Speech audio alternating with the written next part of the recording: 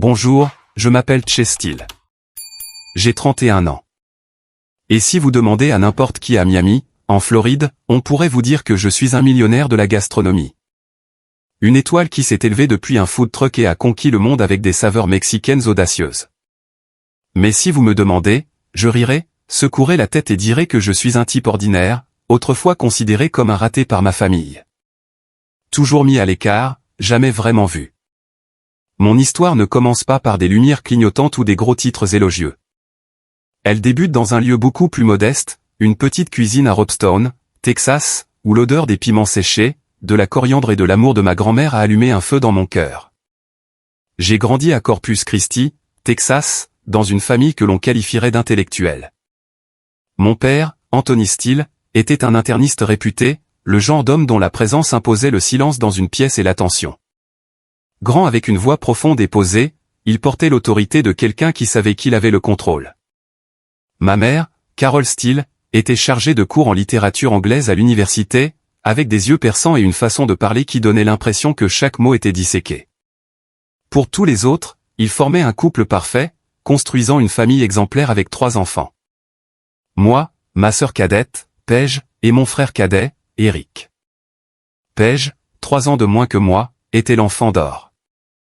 Intelligente, belle, obtenant toujours d'excellentes notes et rêvant de devenir avocate. Eric, 5 ans plus jeune, avait hérité du calme de notre père avec une passion pour la médecine qui le poussait à disséquer des jouets pour les diagnostiquer dès son plus jeune âge. Et moi, j'étais l'original, l'épine dans le pied de mes parents, celui que l'on comparait toujours et qui n'était jamais assez bien. Dès mon plus jeune âge, j'ai su que j'étais différent. Pendant que Paige et Eric étudiaient assidûment, je me faufilais dans la cuisine, volant la farine de ma mère pour essayer de faire des tortillas. Je ne me souviens pas du moment exact où je suis tombé amoureux de la cuisine, mais je me souviens vivement des étés chez ma grand-mère Teresa à Robstown. Sa maison était un lieu magique, un monde à part de la maison froide et oppressante de Corpus Christi. Sa cuisine était toujours remplie d'arômes, de piments guillots rôtis, de coriandre fraîchement haché, de tortillas de maïs grésillant sur une poêle en fonte. Ma grand-mère, avec ses cheveux argentés soigneusement attachés et un sourire chaleureux, m'appelait toujours son petit chef. Elle était mexicaine, élevée dans une petite ville près de la frontière, et ses histoires d'enfance de repas familiaux bondés me captivaient. Chaque été, quand mes parents étaient occupés par leur travail, ils nous envoyaient, mes frères et sœurs et moi, passer du temps avec elle. C'étaient les mois les plus libres de ma vie. Je me souviens encore de me tenir sur un vieux tabouret en bois, remuant un pot de mole poblano sous ses instructions, mes petites mains couvertes de chocolat et de sauce pimentée. Elle m'a appris à choisir les piments séchés, à les sentir pour savoir quand ils étaient parfaitement grillés, comment équilibrer le piquant, la douceur et l'acidité dans un plat. Chess, tu dois cuisiner avec ton cœur, disait-elle, posant sa main sur sa poitrine, ses yeux pétillants. Un bon plat ne nourrit pas seulement l'estomac, il nourrit l'âme. Mais de retour à Corpus Christi, personne ne comprenait ma passion. Mes parents avaient de grands projets pour nous. Mon père voulait que je devienne médecin comme lui, ou au moins avocat comme Paige était préparé à l'être. Ma mère rêvait de me voir sur un podium universitaire comme elle. Chaque fois que je mentionnais la cuisine, mon père ricanait et ma mère soupirait comme si j'avais dit quelque chose de stupide. La cuisine, c'est pour les chefs embauchés, Chess, m'a dit un jour mon père, sa voix débordant de déception. Tu as besoin d'une vraie carrière, quelque chose qui impose le respect. Ces mots, bien que je n'ai que 12 ou 13 ans, se sont gravés dans mon esprit comme une cicatrice qui ne guérissait jamais.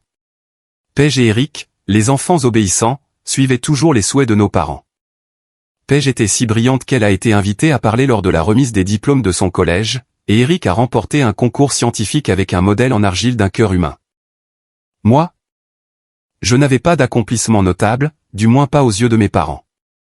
Mes notes étaient moyennes et je me faisais souvent surprendre en train de rêvasser en classe, pensant à ajouter de la cannelle à la sauce enchilada ou à rendre les tamales plus tendres.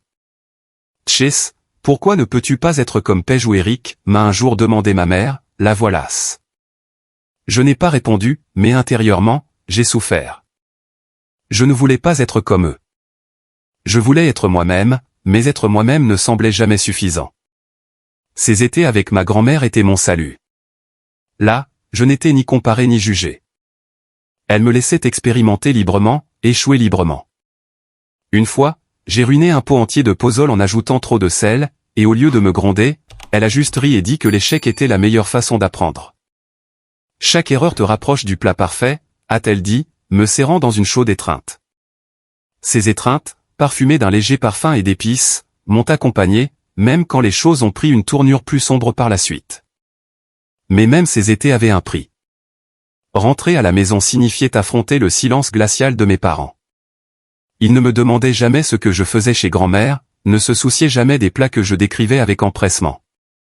Une fois, j'ai rapporté une assiette de tacos que j'avais fait, espérant qu'ils les essaieraient et me féliciteraient. Mon père les a jetés un regard et a dit, ça ressemble à quelque chose d'un dîner bon marché. Avant de se détourner, ma mère a dit, Chase, tu devrais te concentrer sur tes études au lieu de ces jeux. Paige et Eric, bien qu'ils n'aient rien dit, n'ont jamais non plus goûté ma nourriture. Ils étaient trop occupés par leurs rêves prestigieux, et pour eux, j'étais juste leur grand frère bizarre sans avenir. L'écart entre moi et ma famille s'est creusé. À 16 ans, mes parents ont commencé à parler de l'université, insistant pour que je choisisse une école de médecine ou de droit. Ils apportaient des guides, des tests d'aptitude professionnelle, et planifiaient mon avenir comme si je n'avais pas mon mot à dire. J'ai essayé de leur expliquer que je ne voulais pas être médecin ou avocat, que je voulais ouvrir un restaurant et partager la cuisine de ma grand-mère avec le monde. Mais chaque fois que je parlais, ils me coupaient la parole. Ne sois pas ridicule, Chase, a dit mon père, sa voix impérative. La cuisine n'est pas une carrière. Tu as besoin de quelque chose de stable, quelque chose qui rend la famille fière. La fierté familiale? Ces mots étaient comme une lame me tailladant à chaque fois que je les entendais. Je me demandais s'ils seraient un jour fiers de moi, des plats que je préparais, des sourires que je voyais sur le visage de ma grand-mère quand je réussissais une recette. Ou était-ce juste un rêve d'enfant d'un gamin inconscient? Mon enfance s'est déroulée ainsi, prise entre deux mondes. L'un rempli d'amour et de liberté dans la cuisine de ma grand-mère, et l'autre rempli de pression et de jugement à la maison. J'ai appris à garder ma passion pour moi, ne la partageant qu'avec ma grand-mère, la seule personne qui me comprenait. Mais au fond, je savais qu'un jour je devrais faire face à la vérité. Pour poursuivre mon rêve, je devrais tout sacrifier. Ma famille, ma sécurité, et l'endroit que j'appelais autrefois chez moi.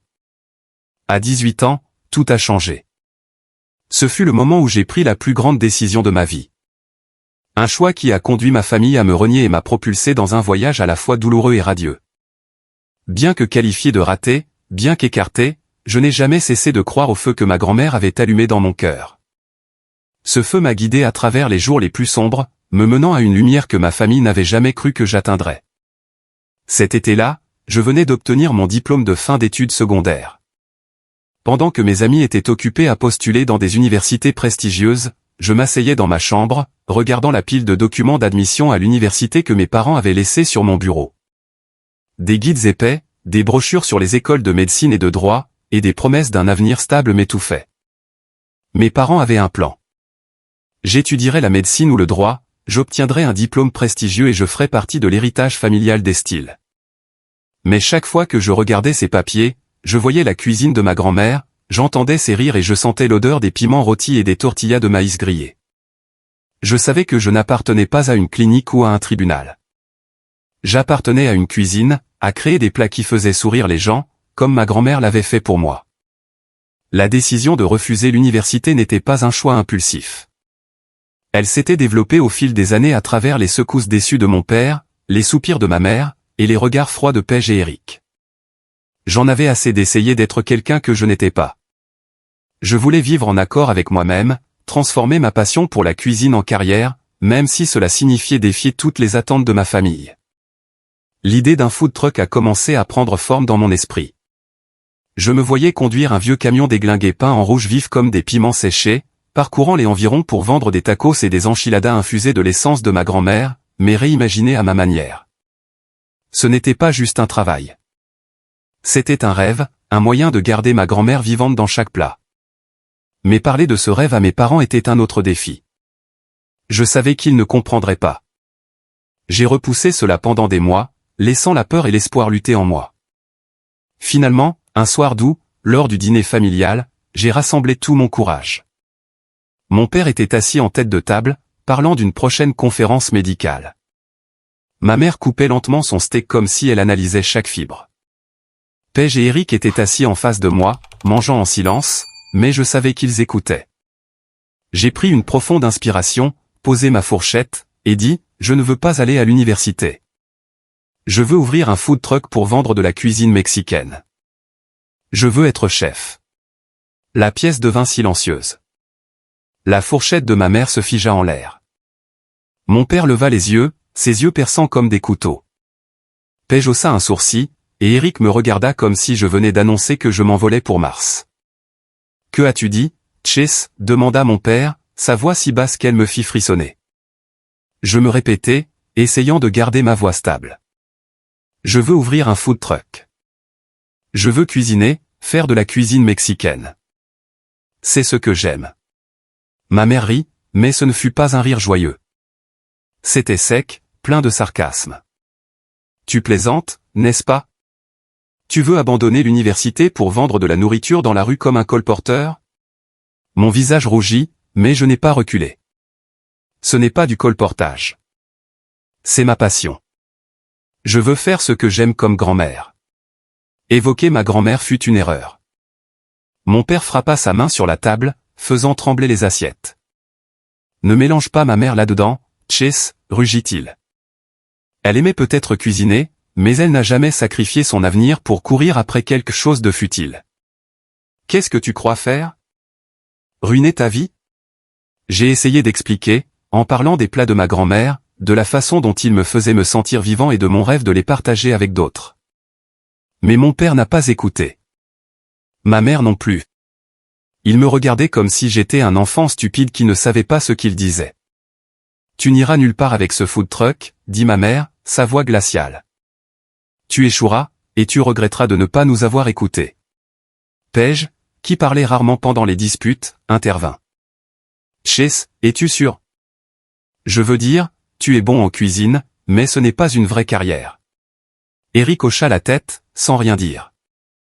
Je les regardais, mes jeunes frères et sœurs, avec qui j'avais joué et partagé des étés, prenant maintenant le parti de nos parents, me voyant comme un étranger.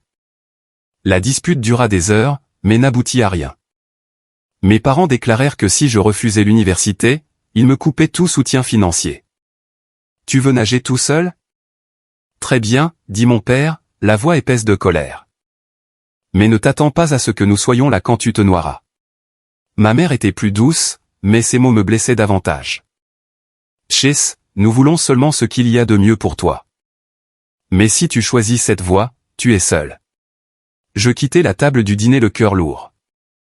Cette nuit-là, je me suis allongé dans mon lit, fixant le plafond, me demandant si je faisais une erreur. Mais ensuite, j'ai pensé à ma grand-mère, à son sourire, et à la façon dont elle croyait en moi. Je ne pouvais pas abandonner. Je ne voulais pas vivre une vie qui n'était pas la mienne. Quelques jours plus tard, j'ai fait mes valises, n'emportant que quelques vêtements, quelques économies de mes petits boulots et un rêve brûlant. Ce jour-là, j'ai officiellement commencé mon voyage. Je n'ai pas dit au revoir à mes parents, non pas parce que je ne voulais pas, mais parce que je savais qu'ils s'en ficheraient. Paige et Eric ressentaient probablement la même chose. Ils me verraient comme un conte d'avertissement, une mise en garde contre la défiance du plan familial. Mais une personne n'a pas abandonné en moi. Ma grand-mère. Elle m'appelait régulièrement après mon départ de la maison. Sa voix chaleureuse au téléphone me semblait une étreinte à distance. Mon petit chef, tu fais la bonne chose, dit-elle. Ne laisse personne éteindre ton feu. Ces appels étaient la seule lumière dans ces premiers jours difficiles. J'ai dépensé toutes mes économies, emprunté à des amis du lycée et reçu une contribution importante de ma grand-mère pour acheter un vieux camion de $8000.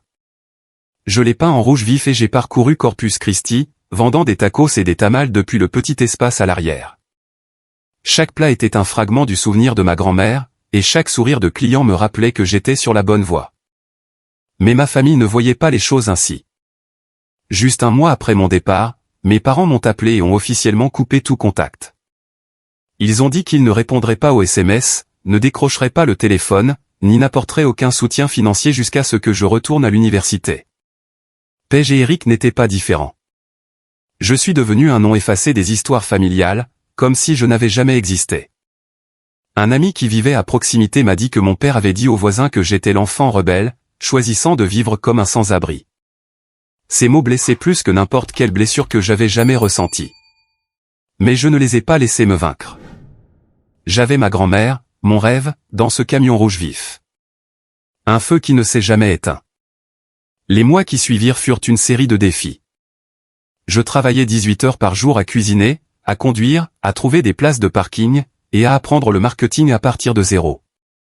Certaines nuits, je dormais dans le camion, l'odeur des épices s'accrochant encore à mes vêtements. Certains jours, je ne vendais que quelques repas, pas assez pour couvrir l'essence. Mais chaque fois que je voulais abandonner, j'entendais la voix de ma grand-mère dans ma tête. Cuisine avec ton cœur, Chess. Et j'ai continué. Ce voyage n'a pas été facile, mais c'était le mien. J'avais choisi ce chemin. Et bien que renié par ma famille, bien qu'étiqueté comme un raté, je savais que je vivais en accord avec moi-même.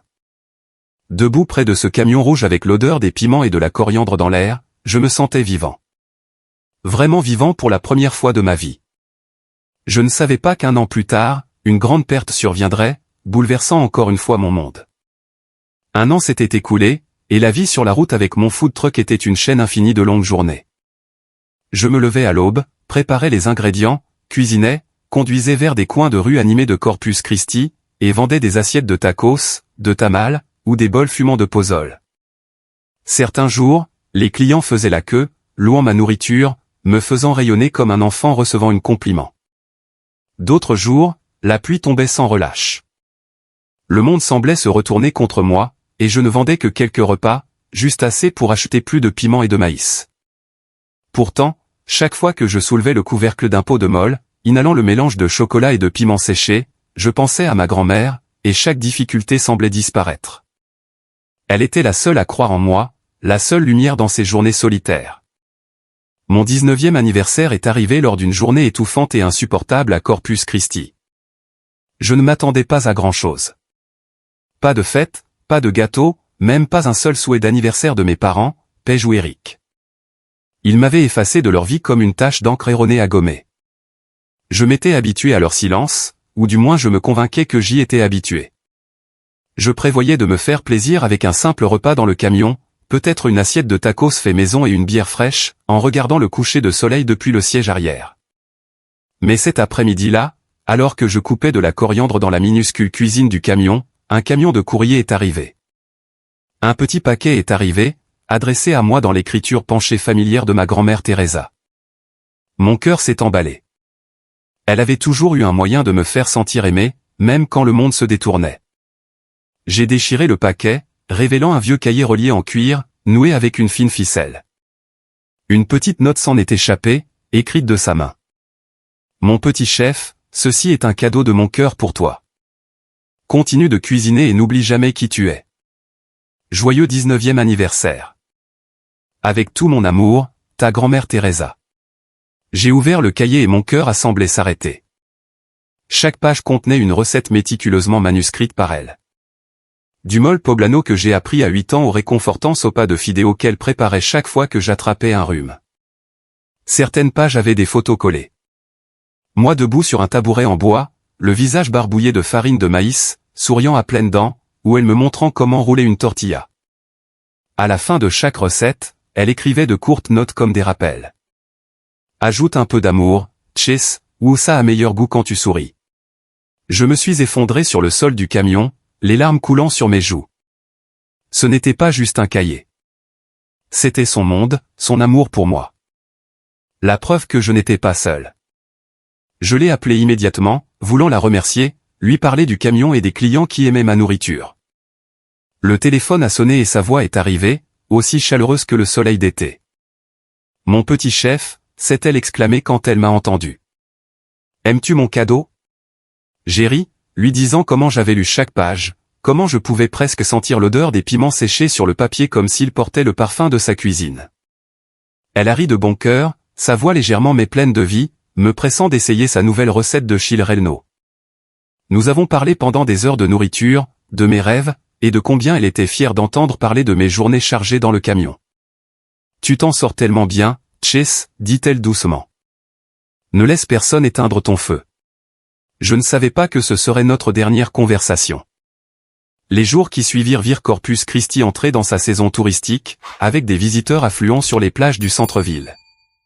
L'air vibrait d'énergie, le soleil doré se mêlant au son des vagues, de la musique et des gens qui s'appelaient. Mon food truck rouge vif est devenu un arrêt favori pour de nombreux touristes. Du petit matin à la fin de soirée, des files d'attente se formaient devant le camion, les gens attendant patiemment des tacos chauds et des tamales parfumés. L'arôme de la viande grillée, du maïs cuit à la vapeur et des épices mexicaines flottait dans l'air, attirant encore plus de clients. Je grillais, j'emballais, et j'annonçais les commandes, mes mains jamais inactives. La sueur coulait sur mes tempes, mais je ne me sentais pas fatigué. Chaque sourire satisfait, chaque compliment sincère me donnait l'énergie de continuer à servir. Puis, par une fraîche journée d'été, j'ai eu une journée de vente exceptionnelle. J'ai vendu tous mes ingrédients tôt, plus tôt que jamais. J'étais ravi, imaginant comment ma grand-mère rirait quand je le lui raconterais. Je l'ai appelé, désireux de partager cette petite victoire, de lui dire à quel point les clients adoraient mes tacos al pastor. Mais le téléphone a sonné sans réponse. J'ai appelé encore, puis une troisième fois. Toujours rien. J'ai envoyé un SMS, tapant un long message sur la journée, lui demandant si elle allait bien. Le message s'est affiché comme envoyé, mais aucune réponse n'est venue. Un sentiment de malaise s'est installé. Ma grand-mère ne manquait jamais mes appels. J'ai essayé de me rassurer, me disant peut-être qu'elle faisait une sieste ou qu'elle était au marché, mais l'anxiété grandissait comme un nuage noir au-dessus de mon esprit. Je ne pouvais plus attendre. J'ai fermé le camion, j'ai emballé mes affaires, et j'ai conduit directement à Ropstone. Le trajet de 4 heures semblait interminable, mais je n'étais pas fatigué. Je voulais juste la voir, entendre sa voix, et savoir qu'elle allait bien. Quand je suis arrivé, il faisait noir. Sa maison se dressait sous le clair de lune, mais aucune lumière n'était allumée. Elle se tenait froide et sans vie, comme une ombre sans âme. J'ai frappé, appelé son nom, mais seul le vent m'a répondu. Mon cœur battait fort, la peur me serrant la poitrine. J'ai couru chez la voisine, Rosa, de l'autre côté d'un petit champ. Rosa a ouvert la porte, ses yeux remplis de chagrin et de surprise en me voyant. « Chase, tu viens si tard ? » « Quelque chose ne va pas ?» a-t-elle demandé, posant une main sur mon épaule.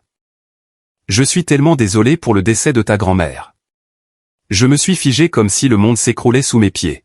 « Que veux-tu dire ? » « Où est ma grand-mère ?» ai-je demandé, incapable de croire ce que j'avais entendu. Les yeux de Rosa s'écarquillèrent. « Tu ne savais pas ? Ta grand-mère est décédée il y a 3 semaines. » Je suis resté là, comme transformé en glace. Ma grand-mère est morte il y a 3 semaines ? Pourquoi personne ne m'a-t-il dit ce qui s'est passé ? Rosa a commencé à expliquer. Ma grand-mère était tombée dans les escaliers en attrapant un bocal de piment séché sur une étagère haute. Sa tête a heurté le bord d'une table. Elle a été transportée d'urgence à l'hôpital, mais la blessure à la tête était trop grave. Elle est décédée quelques heures plus tard. Mes parents avaient organisé ses funérailles. Rosa a dit qu'elle ne m'avait pas vu là et supposait que j'étais trop occupé pour y assister. Je ne savais pas qu'il te cachait ça, dit-elle, la voix étranglée. J'ai eu l'impression qu'on m'avait poignardé le cœur. Mes parents, Paige, Eric, aucun d'eux ne m'a parlé de la mort de ma grand-mère. Ils l'ont laissé partir sans un mot pour moi. Ils m'ont volé l'occasion de dire au revoir à la personne que j'aimais le plus. La douleur et la colère ont surgi comme un feu consumant tout en moi. Je voulais crier, casser quelque chose, mais je suis resté là, les larmes coulant, incapable de parler. Rosa m'a serré dans ses bras, mais son étreinte ne pouvait pas apaiser l'agonie qui déchirait ma poitrine. Cette nuit-là, je suis resté chez ma grand-mère. La maison, autrefois remplie de rire, d'épices et de son amour, était maintenant froide et heartbreakingly silencieuse. Je me suis allongé sur le canapé du salon où j'avais l'habitude de la regarder rouler des tortillas. Chaque coin renfermait des souvenirs. La poêle en fonte qu'elle utilisait pour le mol. Le bocal de piment séché sur l'étagère. La photo de nous de l'été où j'avais 10 ans. Je n'ai pas pu dormir. Toute la nuit, je suis resté là et j'ai pleuré, me souvenant des beaux jours passés avec elle. Son rire quand je ratais un plat, la façon dont elle m'appelait mon petit chef. Ses étreintes chaleureuses parfumées de parfum et de coriandre.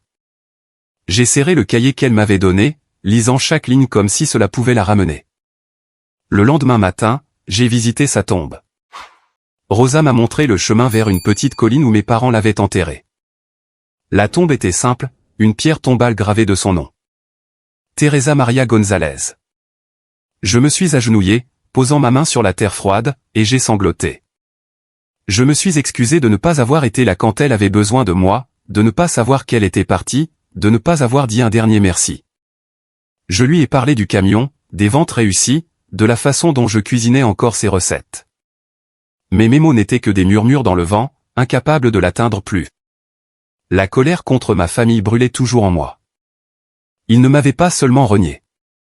Il m'avait privé de la chance de dire au revoir à ma grand-mère. J'ai appelé ma mère, mon père, Paige et Eric. Personne n'a répondu. Les longs bips des appels sans réponse me poussaient au bord de la folie. Je suis retourné au camion, le cahier de ma grand-mère à côté de moi comme un compagnon. J'ai lu ses recettes, ses mots, et j'ai senti sa présence dans les plats, dans l'odeur des piments et de la coriandre. Mais la douleur de la perdre, d'être rejeté par ma famille, a laissé une cicatrice qui ne guérirait jamais. J'ai juré de ne pas les laisser me vaincre. Je continuerai à cuisiner, à vivre mon rêve, non pas pour leur prouver quoi que ce soit, mais pour honorer ma promesse à ma grand-mère. Dans les jours qui ont suivi la mort de ma grand-mère, j'étais comme un animal blessé, me retirant silencieusement dans mon food truck rouge. Corpus Christi ne ressemblait plus à une maison, juste un endroit où je travaillais, où j'essayais de transformer mon rêve en réalité. Chaque matin, je me levais à 4 heures, préparant les ingrédients, roulant les tortillas, rôtissant les piments séchés et cuisant des pots de mol selon les recettes de ma grand-mère. Je les modifiais légèrement, ajoutant une pincée de cannelle ou allégeant les piments pour s'adapter aux goûts américains, mais je gardais toujours son âme dans chaque plat. Chaque assiette de tacos, chaque bol de pozole était un rappel que je faisais ce qu'elle voulait, cuisiner avec mon cœur. Mais le voyage était loin d'être facile.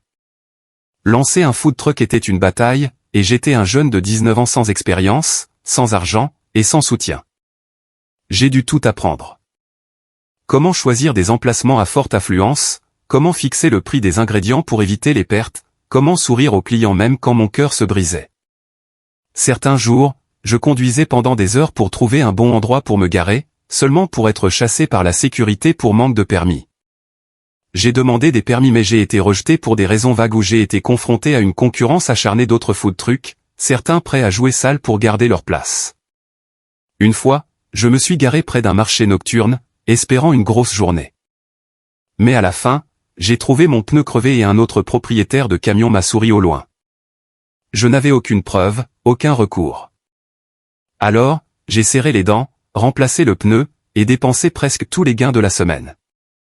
Les difficultés n'étaient pas seulement logistiques. Pendant les grandes fêtes, la solitude me frappait plus fort que jamais. Ma grand-mère étant partie, je n'avais personne avec qui partager, personne vers qui me tourner quand j'étais épuisé. Je voyais des photos de famille sur les réseaux sociaux. Thanksgiving, Noël, les anniversaires de Paige ou d'Eric. Ma famille souriant, posant, et postant sur le compte de Paige. Ils se réunissaient, mangeaient, et levaient leurs verres comme si je n'existais pas. Aucune invitation, aucun SMS. Ça me transperçait le cœur comme 1000 aiguilles. J'ai commencé à tenir un autre carnet, pas le livre de recettes de ma grand-mère, mais un pour enregistrer les fois où ma famille m'oubliait. Thanksgiving 2016, pas d'invitation. Noël 2017, pas de message. Anniversaire de Paige 2018, pas d'appel. Chaque entrée était une coupure, mais je ne pouvais pas m'arrêter d'écrire. C'était ma façon d'affronter la douleur, de transformer la blessure en carburant.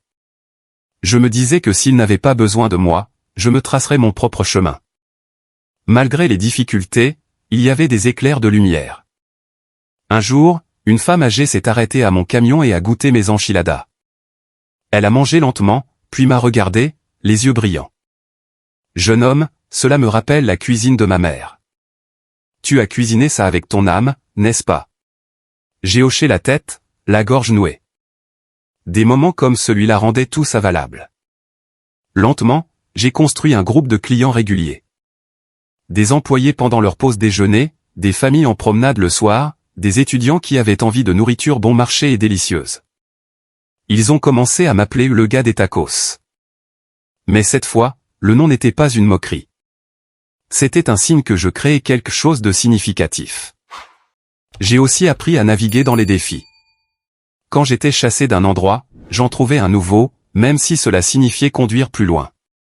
Quand les prix des ingrédients augmentaient, je négociais avec les vendeurs du marché, apprenant à acheter en gros pour économiser. Quand le camion tombait en panne, j'ai appris à le réparer moi-même, les mains couvertes de graisse, même si cela prenait toute la journée. Je n'avais personne sur qui compter, mais j'avais le carnet de ma grand-mère, et chaque fois que je l'ouvrais, je sentais sa présence à mes côtés, murmurant « Tu peux le faire, Chess ». Ces années ont été une épreuve brutale. Parfois, je pensais que je m'effondrerais, que je n'étais pas assez fort pour continuer. Mais chaque fois que je voulais abandonner, je me souvenais de ma grand-mère, de son sourire, du carnet qu'elle avait écrit avec soin pour moi. Je me rappelais ces paroles, un bon plat ne nourrit pas seulement l'estomac, il nourrit l'âme. Je voulais que ma nourriture fasse cela, pas seulement pour les clients, mais pour moi-même. Je voulais nourrir mon âme, aussi cicatrisée soit-elle. Progressivement, j'ai trouvé mon équilibre. J'ai obtenu quelques places de parking régulières et me suis construit une clientèle fidèle. J'ai perfectionné mes plats, créant une sauce spéciale, une variation du mole de ma grand-mère avec une touche d'orange et de chipotle. Cela rendait les clients fous. Les revenus ont commencé à augmenter, bien que ce soit encore serré. Je ne mangeais plus de pain sec tous les soirs, mais je vivais frugalement, investissant chaque centime dans l'entretien du camion et l'achat de meilleurs ingrédients. Je ne savais pas que quelques années plus tard, une grande opportunité se présenterait, ouvrant des portes vers de nouveaux horizons. Mais dans ces jours difficiles, je savais seulement que je devais continuer à cuisiner, continuer à enregistrer les fois où j'étais oublié, et garder allumée la flamme que ma grand-mère avait allumée en moi. C'est ainsi que j'ai survécu.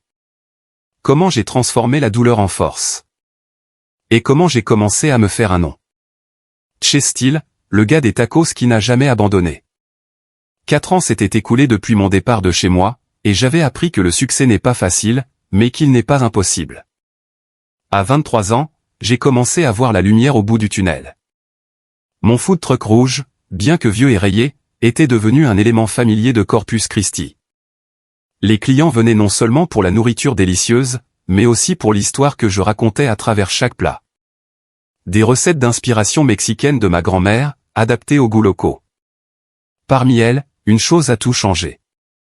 Ma sauce spéciale. Je l'ai appelée salsa de Teresa, une variation du mole de ma grand-mère infusée de zeste d'orange frais, de chipotle fumé et d'une touche de cannelle pour un équilibre parfait entre épicé, sucré et riche. J'ai passé des mois à expérimenter dans la cuisine exiguë du camion, jetant d'innombrables lots pour avoir été trop épicé, trop sucré, ou manquant de l'âme que je voulais. Mais quand je l'ai perfectionné, les clients sont devenus fous. Ils faisaient la queue plus longtemps, commandaient des assiettes supplémentaires juste pour avoir plus de sauce, et certains demandaient si je la vendais en bocaux. Guy des tacos, est-ce de la magie, a ri un client régulier, tenant une assiette de tacos sauce. J'ai juste souri, mais intérieurement, je savais que ce n'était pas de la magie. C'était l'amour de ma grand-mère versé dans chaque goutte. Grâce à la salsa de Teresa, l'activité a décollé. Les revenus ont augmenté régulièrement, et j'ai économisé suffisamment pour acheter un autre camion, puis un autre. En quelques mois, j'ai étendu mon activité à 5 food trucks rouges opérant à travers Corpus Christi et les villes voisines. J'ai embauché quelques employés, de jeunes gens passionnés qui aimaient cuisiner autant que moi, et je leur ai enseigné les recettes de ma grand-mère. Bien que j'ai gardé la salsa de Teresa secrète, je ne dormais plus dans le camion ni ne mangeais de pain sec tous les soirs. J'ai loué un petit appartement, suffisant pour un lit décent, bien que je passe encore la plupart de mon temps dans le camion à cuisiner et à interagir avec les clients. Chaque jour, j'ouvrais le carnet de ma grand-mère, lisais ses recettes, et sentais sa présence quelque part, fier de moi. Les médias locaux ont commencé à remarquer. Un jour, une journaliste du Corpus Christi LA Times s'est arrêtée, a goûté mes enchiladas, et a demandé si elle pouvait écrire sur le gars des tacos qui prenait la ville d'assaut. J'ai rougi, peu habitué à l'attention, mais j'ai accepté. L'article est sorti avec le titre « Du camion au cœur, le voyage culinaire de Chestil ». Il détaillait mon histoire, comment j'avais abandonné l'université pour poursuivre ma passion, les plats mexicains que j'avais appris de ma grand-mère. L'article s'est répandu plus vite que je ne l'avais prévu. Les foules se sont multipliées et les chaînes de télévision locales m'ont invité dans des émissions matinales. Je me tenais devant les caméras, les mains tremblantes alors que je tenais une poêle.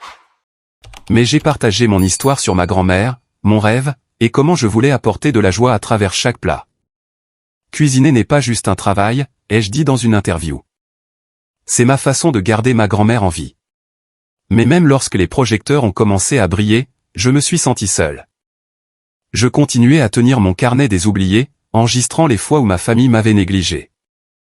Ce Thanksgiving, j'ai vu des photos de mes parents, Paige et Eric en ligne, rayonnant lors d'une réunion de famille. Pas d'invitation, ai-je écrit, serrant le stylo fermement. Pour l'anniversaire d'Eric, j'ai envoyé un SMS lui souhaitant le meilleur. Pas de réponse. Pas de retour, ai-je ajouté. Chaque entrée était une blessure, mais je ne les ai pas laissés me décourager. J'ai transformé la douleur en moteur, versant mon cœur dans mon travail. À 24 ans, une opportunité plus grande que tout ce que j'avais imaginé est arrivée. MasterChef US. J'ai vu l'appel à casting en ligne pour la prestigieuse compétition culinaire où des chefs talentueux de toute l'Amérique se battaient pour devenir une star. J'ai ricané, pensant que je n'avais aucune chance. J'étais juste un gars de food truck sans diplôme, sans formation culinaire formelle. Mais une partie de moi, celle qui entendait encore les murmures de ma grand-mère, m'a poussé à essayer. Si tu n'essaies pas, comment sauras-tu jusqu'où tu peux aller, me suis-je dit. J'ai soumis une candidature avec une courte vidéo de moi cuisinant les chili-relleno de ma grand-mère, partageant mon parcours. Je ne m'attendais pas à grand-chose, je pensais juste qu'au moins j'avais osé essayer. Un mois plus tard, j'ai reçu un email des organisateurs. J'étais sélectionné pour le tour préliminaire à Houston.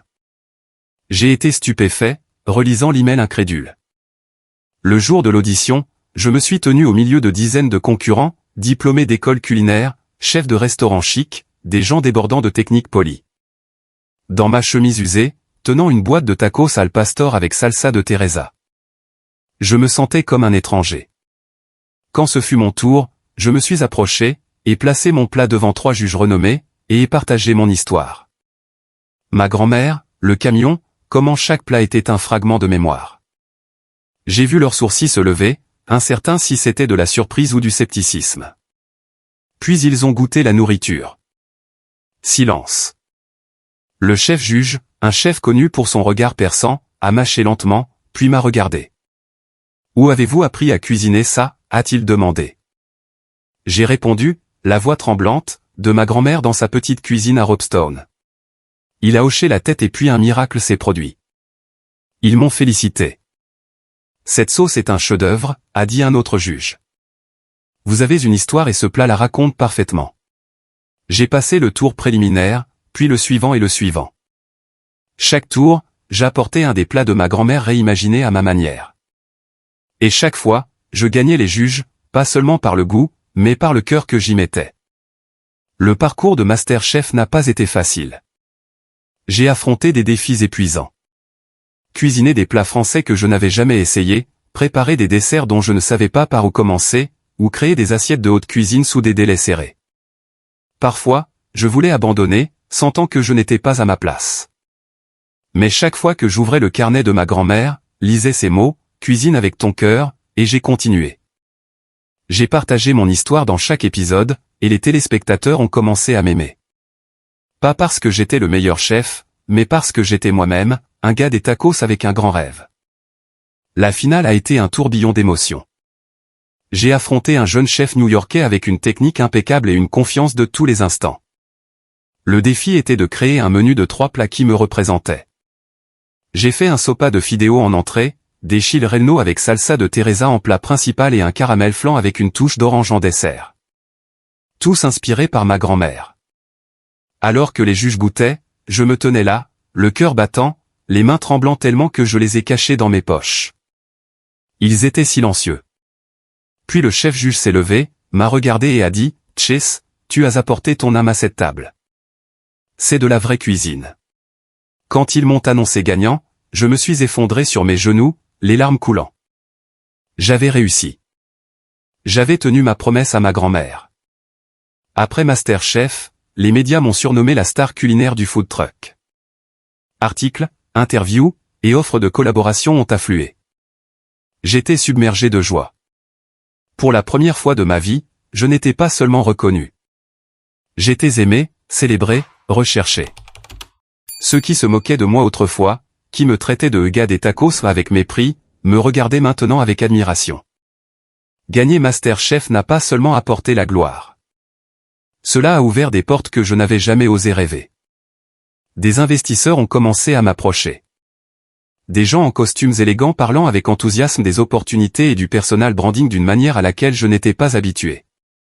L'un d'eux, James Carvey, un titan de la scène culinaire de Miami, m'a invité dans un restaurant chic pour parler affaires. Je suis entré, portant toujours ma chemise usée et mes chaussures éraflées, me sentant déplacé parmi les verres à vin et les nappes blanches immaculées. Carvey m'a regardé, a souri, et a dit, « Chase, tu as une histoire, un talent, et quelque chose que personne d'autre n'a. La salsa de Teresa. Je veux t'aider à en faire un empire. » Stupéfait, j'ai hoché la tête. Et ce hochement de tête a tout changé. À 25 ans, j'ai ouvert mon premier restaurant, Chase's Cocina, situé au cœur de Miami. C'était un lieu spacieux avec des murs peints du même rouge vif que mon premier food truck. Le menu mélangeait les plats mexicains traditionnels de ma grand-mère avec mes propres créations, la salsa de Teresa étant la star éclatante. Les clients affluaient, des amateurs de cuisine occasionnelle aux critiques exigeants. Ils venaient non seulement pour la nourriture, mais aussi pour mon histoire. Un gars de food truck renié par sa famille, maintenant au sommet. Les articles ont qualifié Chase's Cocina de souffle d'air frais de cuisine mexicaine en Amérique, et j'ai été à nouveau salué comme l'étoile du food truck. Le succès est venu plus vite que je ne l'avais imaginé. En 2 ans, j'ai ouvert 3 autres restaurants. Un à Miami, un à Austin, et un à Los Angeles. Chacun était une étape importante, un rappel que j'avais accompli ce que mes parents avaient autrefois qualifié de stupide. J'ai fait équipe avec des investisseurs majeurs qui m'ont aidé à passer à l'échelle supérieure. De la construction des chaînes d'approvisionnement à l'embauche de chefs talentueux, j'ai gardé la salsa de Teresa secrète, préparant personnellement les premiers lots pour chaque restaurant, un moyen de garder ma grand-mère présente. Les clients l'adoraient, et les critiques culinaires écrivaient de longues critiques disséquant les couches de saveur de ma sauce. L'un d'eux l'a même qualifié de symphonie d'émotions. Et j'ai souri, pensant que ma grand-mère devait rire de bon cœur quelque part au paradis. Ma richesse a augmenté rapidement, au-delà de tout ce que j'avais imaginé. À 29 ans, j'avais plus de 100 millions de dollars, un chiffre qui me stupéfiait chaque fois que j'y pensais. J'ai déménagé de mon petit appartement de Corpus Christi à un penthouse à Miami avec des fenêtres donnant sur l'océan scintillant. J'ai acheté une nouvelle voiture, non pas pour frimer, mais parce que j'étais fatigué de réparer le vieux camion. Je suis apparu dans des émissions de télévision nationale, de Good Morning America à Food Network, cuisinant pour des millions de personnes et partageant mon histoire sur ma grand-mère et mon parcours. J'ai reçu des milliers de messages de jeunes disant que je les avais inspirés à poursuivre leurs rêves malgré leur famille peu soutenante. Chaque message était une bombe pour mon cœur, mais pas assez pour effacer l'ancienne douleur. Malgré le fait d'être adoré par des millions de personnes, je n'avais jamais repris contact avec mes parents, Paige ou Eric.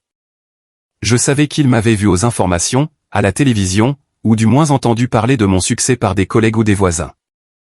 Les gens de Corpus Christi parlaient de moi comme d'une source de fierté. Je gardais discrètement un œil sur ma famille. Paige était maintenant une jeune avocate prometteuse, et Eric étudiait pour devenir médecin, comme mes parents l'avaient prévu. Je les voyais sur les réseaux sociaux dans des photos de famille parfaite, toujours sans moi. Je gardais mon carnet des oubliés, bien que je l'écrive moins souvent. Mais chaque fête, Noël, Thanksgiving, ou leurs anniversaires, je l'ouvrais, regardais les anciennes entrées, et ressentais un vide que je ne pouvais pas combler. Certaines nuits, debout seul dans mon penthouse, contemplant l'océan, je me demandais si j'étais vraiment heureux. J'avais tout, l'argent, la célébrité, la reconnaissance, mais je me sentais toujours seul. Les cicatrices de mon passé ne s'effaçaient pas. Je portais la douleur d'avoir été renié, oublié, considéré comme un raté.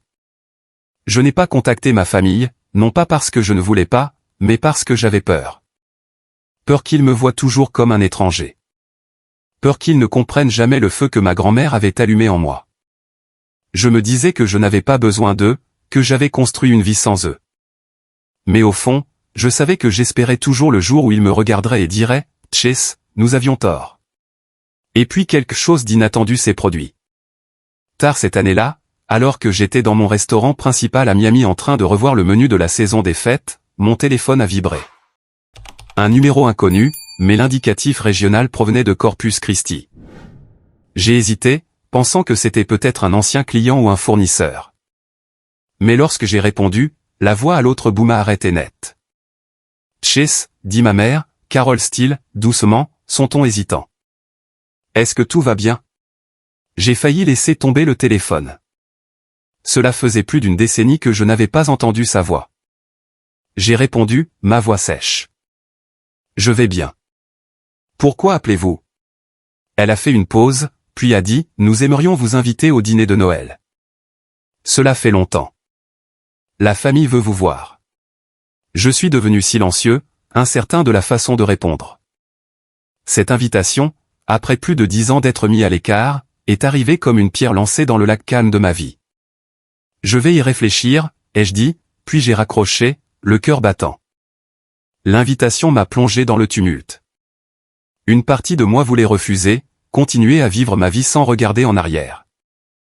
Mais une autre partie, celle qui portait encore le garçon qui aspirait à l'amour de sa famille, voulait y aller. J'ai ouvert mon carnet des oubliés, fixant les entrées fanées.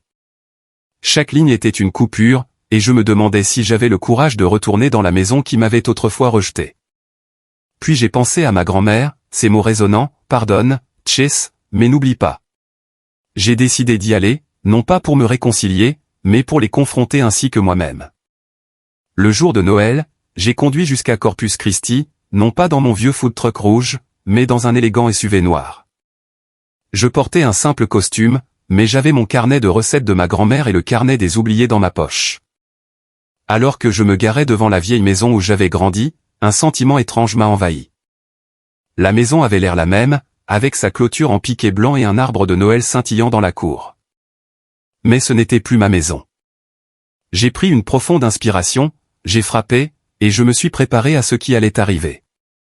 Ma mère a ouvert la porte, son sourire tendu mais chaleureux. « Chase, tu es venu, dit-elle, me serrant dans ses bras. » Je n'ai pas rendu le geste. Mon père, Anthony Steele, se tenait dans le salon, aussi grand et imposant que jamais, mais ses yeux avaient une nuance plus douce. Paige et Eric étaient là, tous deux adultes, vêtus de vêtements coûteux. Paige, maintenant une avocate prospère, avait les cheveux relevés et un sourire confiant. Eric, dans sa dernière année de faculté de médecine, ressemblait étonnamment à notre père. Ils m'ont souri, et pour la première fois depuis plus d'une décennie, je me suis senti le bienvenu. Ou du moins, ils essayaient de le faire paraître ainsi. Le dîner de Noël a eu lieu dans la grande salle à manger avec une table recouverte de linge blanc et des bougies vacillantes. L'odeur de la dinde rôtie et de la purée de pommes de terre emplissait l'air, mais je ne pouvais m'empêcher de penser au dîner de Noël de ma grand-mère avec des tamales et du pozole débordant d'amour. Tout le monde bavardait joyeusement, me demandant de Masterchef, de ma chaîne de restaurants, de ma vie à Miami. « Tu nous as rendus si fiers, Chase », a dit mon père, sa voix profonde et lourde. Paige a hoché la tête, ajoutant, « J'ai regardé ta finale à la télévision. » C'était incroyable. Eric, plus silencieux, a juste souri et hoché la tête. J'ai donné des réponses courtes, gardant un extérieur calme, mais à l'intérieur, une tempête se préparait. Il m'admirait, ou du moins faisait semblant. Mais je ne pouvais pas oublier les années où ils m'avaient tourné le dos. Les fois où ils avaient qualifié mon rêve de stupide, les fois où ils m'avaient laissé affronter ma douleur seule. Je les regardais sourire et parler, mais dans mon esprit, j'entendais la voix de ma grand-mère. « N'oublie pas, Chase. » Je savais qu'il voulait quelque chose, et je n'ai pas eu à attendre longtemps pour le découvrir. À mi-chemin du dîner, alors que tout le monde levait ses verres à vin, ma mère s'éclaircit la gorge, jeta un coup d'œil à mon père, puis se tourna vers moi. « Chase, dit-elle, sa voix douce mais prudente. Nous sommes si fiers de ce que vous avez accompli. Vous avez bâti une carrière incroyable. » J'ai hoché la tête, attendant. Eric prévoit d'ouvrir une clinique à Houston après avoir obtenu son diplôme, a-t-elle poursuivi. C'est un grand projet, mais il a besoin de financement et Paige veut créer son propre cabinet d'avocats. Nous pensions qu'avec votre succès, vous pourriez peut-être aider un peu vos frères et sœurs. La pièce devint lourde. J'ai posé mon verre, regardant ma mère, puis mon père, Paige et Eric. Ils me regardaient tous, leurs yeux un mélange d'espoir et d'embarras. Mon visage rougit, non pas de colère, mais d'une douleur familière. Ils ne m'avaient pas invité pour me réconcilier. Ils m'avaient invité parce que j'étais maintenant Chestil, le millionnaire culinaire qui pouvait les aider. J'ai souri, mais c'était un sourire de glace. J'y réfléchirai, ai-je dit calmement. Mais intérieurement, j'avais déjà ma réponse. Après le dîner, alors que tout le monde se déplaçait dans le salon pour ouvrir les cadeaux, je me suis doucement levé, sortant un carnet de ma poche. Pas le livre de recettes de ma grand-mère, mais celui des oubliés où j'avais enregistré chaque fois que ma famille m'avait écarté. J'ai pris une profonde inspiration, me suis avancé au centre de la pièce, et ai dit, avant d'ouvrir les cadeaux, je veux partager quelque chose. Ils m'ont regardé, curieux. J'ai ouvert le carnet, ma voix calme, mais ferme. Merci de m'avoir invité aujourd'hui. C'est la première fois depuis 12 ans que je m'assois ici en famille. Mais je pense que vous avez tous besoin d'entendre quelque chose. J'ai commencé à lire chaque entrée, un souvenir douloureux. Le jour où grand-mère est morte, personne ne me l'a dit. J'ai appris par Rosa 3 semaines après l'enterrement. Ma mère a sursauté, la main couvrant sa bouche, mais je n'ai pas arrêté. Votre 25e anniversaire, pas d'invitation. Noël pendant 11 années consécutives, pas d'invitation. Thanksgiving pendant 12 années consécutives, pas d'invitation. Les anniversaires de Paige, les fêtes d'Éric, de maman, pas une seule invitation, pas un seul SMS. J'ai lu lentement, chaque ligne comme une lame, coupant non seulement eux, mais moi. La pièce est devenue étouffante, comme si le monde retenait son souffle. Mon père a baissé la tête, serrant son verre. Ma mère me regardait, les yeux rouges. Paige et Éric sont restés figés, leur regard oscillant entre le choc et la honte. Je l'ai tout écrit, ai-je dit, ma voix chargée d'émotion. Pas pour la vengeance, mais pour me rappeler que j'ai survécu même sans aucun de vous. J'ai tout construit à partir de rien avec le carnet de grand-mère et un rêve que vous avez qualifié de stupide. Et maintenant que je réussis, vous m'invitez, non pas pour vous excuser, mais pour me demander de l'argent. Silence. Personne n'a parlé. J'ai fermé le carnet, les regardant une dernière fois.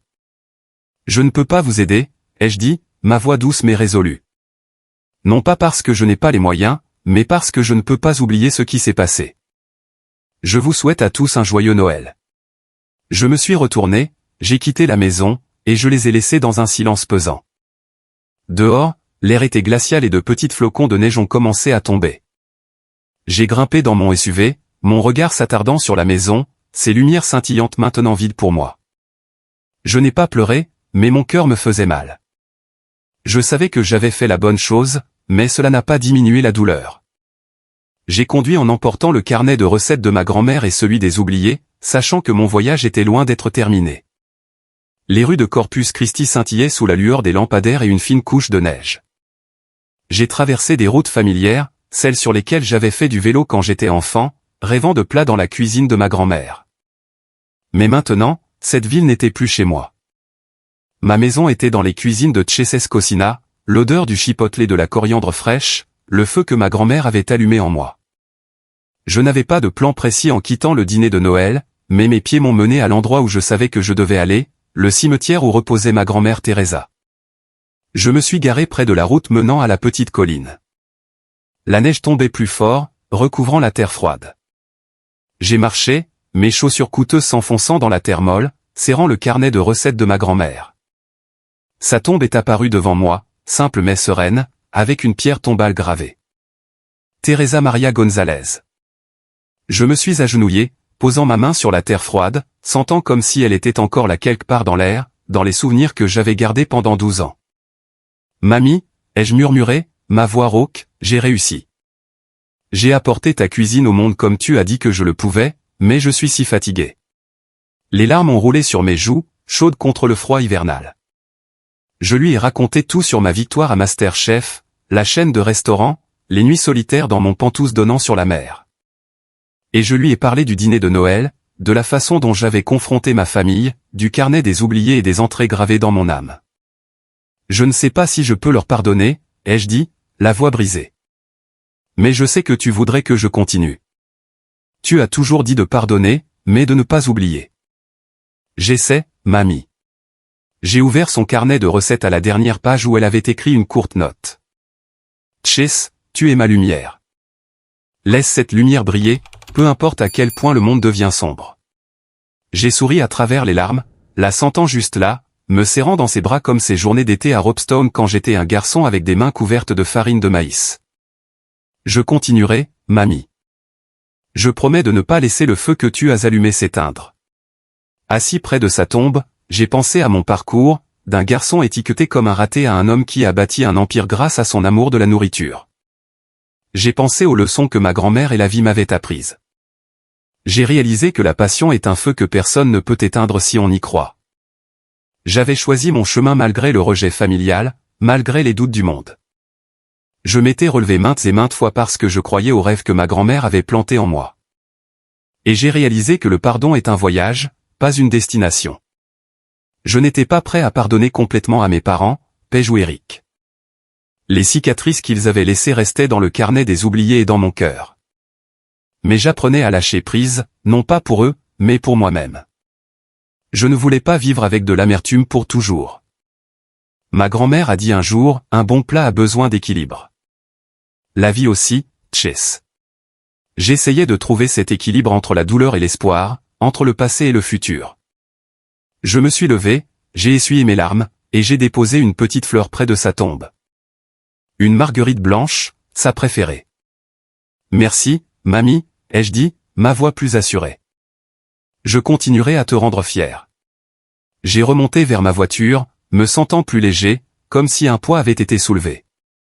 La neige tombait toujours, mais elle ne semblait plus si froide. J'ai vu un flash d'appareil photo au loin, probablement un journaliste qui m'avait repéré, comme il le faisait souvent. Mais cette fois, je m'en fichais. Je ne fuyais pas les projecteurs ni mon passé. J'étais Chase Steele, et j'avais trouvé ma lumière. Alors que je m'éloignais du cimetière, j'ai pensé aux conseils que je partagerais avec quiconque se bat pour son rêve, comme je l'ai fait autrefois.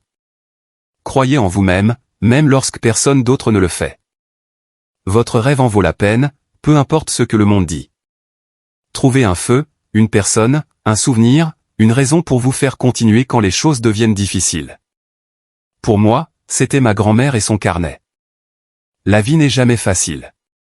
Mais lorsque vous mettez votre âme dans ce que vous faites, vous trouverez un sens même dans les jours les plus sombres. J'ai repris la route vers Miami, les lumières de la ville émergeant devant moi comme une promesse de ce qui m'attendait.